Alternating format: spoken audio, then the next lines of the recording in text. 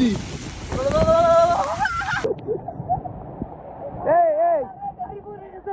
আরে দুর্ঘটনা, খুবই ভয়ানক দুর্ঘটনা। রাস্তা খুব পিচ্ছিল ছিল। পাপ্পু নামার সময় এখানে খুব কাদাযুক্ত জায়গা ছিল। এখানে পাপ্পু স্লিপ করে একটা বিশাল দুর্ঘটনা ঘটে গেছে।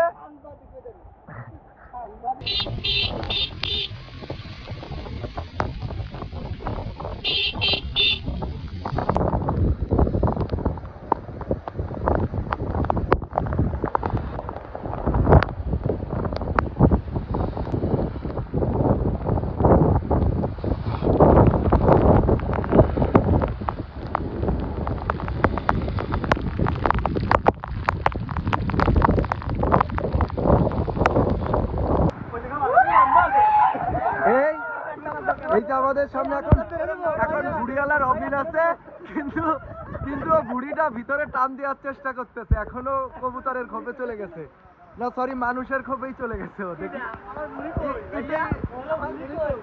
বলতেছি, তুই তোর ঘুড়িরে এইভাবে মানসিক ভাবে কষ্ট দিস নি। তুই সাইডটা দেখা কিভাবে ড্রপ খাচ্ছে, ড্রপ দেখ। একটা ঘুড়ির একটা বাম্পারিং হচ্ছে, আরে ভাই ভীষণ। এই ভিডিওটা শুধু সাকিবের কাছে সেন্ড করলেই যথেষ্ট। ওর কি দেবো, তোর কি কিছুদিন পর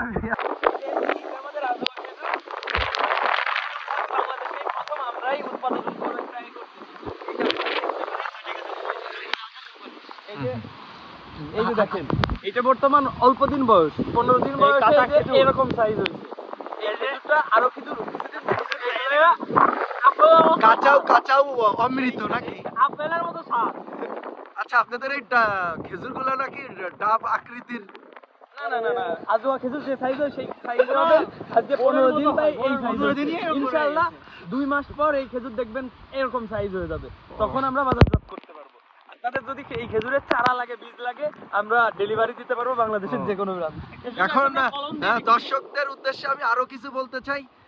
এই যে ঘেরটা দেখতেছেন, এই যে খেজুর গাছগুলা দেখতেছেন, এই যে খেজুর গাছ, এই খেজুর গাছ গুলা থেকে নাকি কয়েক মেট্রিক টন রস উৎপাদন করতে পারবে এই যে আমাদের চাষি ভাই। সে আসলে শুধু চাষি নয়, সে আসলে মাছ, সে বিভিন্ন জাতের মাছ উৎপাদন করে এখানে।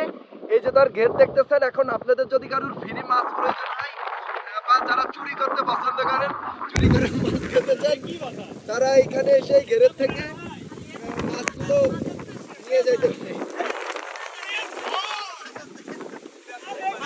আর এই যে তার কলা গাছ দেখতেছেন, এই কলা গাছে নাকি তার হাইব্রিড জাতের কলা হয়। এক একটা কলা 5 থেকে 6 ফুট হাইটের হয়ে থাকে।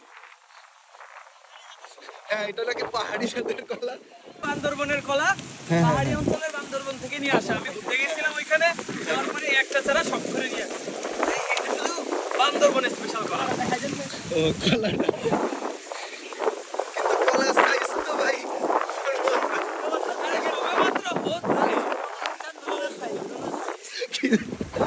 কিসের সাইজ ভাই?